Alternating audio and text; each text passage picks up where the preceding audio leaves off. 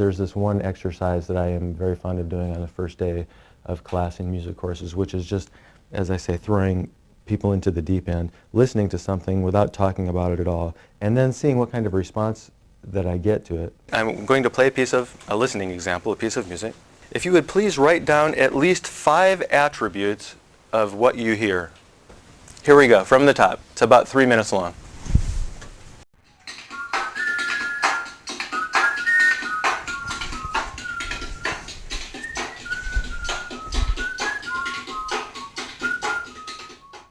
What else? Somebody over here, yeah. Strong beats works really for. Yes. Yeah, South America. South American, okay. Doesn't sound like other instruments were being used most of the human body. People are coming to learn, in this particular case, about music around the world. I think it's, in some sense, only fair to give them a taste of it from the get-go.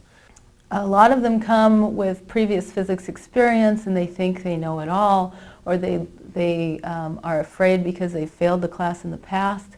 And so the last little bit I put in there to make physics fun, some little demos. We have 2 cans of Campbell's soup. One of them is beef broth, yummy. And the other one is mushroom soup. And I'm going to let them roll down here, and I want you to predict which one's going to win. Beef broth will win. Beef broth will win. Yeah, why? for sure. Because it's healthier?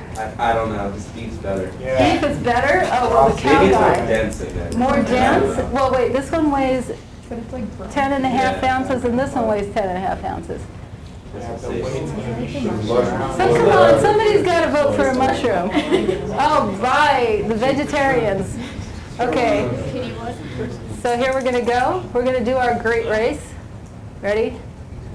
And not only is there a clear winner, but it's really distinctive. Beef broth will always win in a race downhill. They got very excited during those, and that whole demo thing really is quite effective on day one. And there are 2 or 3 others I think I'm going to add to that for next time. I wanted everyone to realize that this is a senior level course, and it was going to take, it will take a lot of work and cooperation between all of the students in the class in order to end up with our end product, which is a magazine, which is actually printed and produced and given to each of the students, as well as advisory board members for our department and professionals in industry. It'll also be submitted for competitions, design competitions. And so I wanted to make sure everyone was on the same page and they understood what the course was about. We're basically going to design a magazine. Okay, I started teaching this course. This is our 5th issue. I started teaching this course 6 years ago. It was okay. Okay, 2nd year was better. 3rd year was beautiful. 4th year was gorgeous, and I actually submitted it to the Xerox Pixie Awards.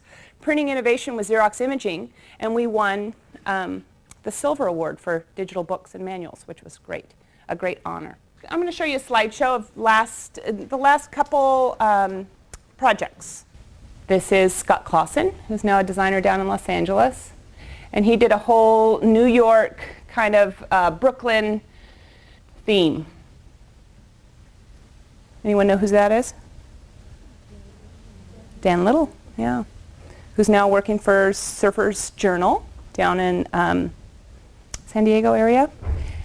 The culture of this class typically has been they're raring to go. They can't wait. They know print. They know magazines. They're familiar with the medium. And so it makes it fun.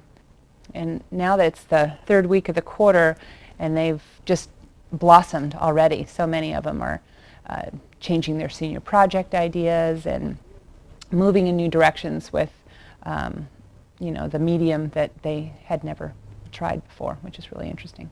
I used to have a habit of trying to do too much on the first day and to try and introduce topics in a little bit too much detail, just to remain calm, be perhaps more engaging as opposed to detail-oriented. Set the hook. Here is an example for you. We're going to find edges in this image. Let me show you what I mean by that and then try and define it also. Here we go.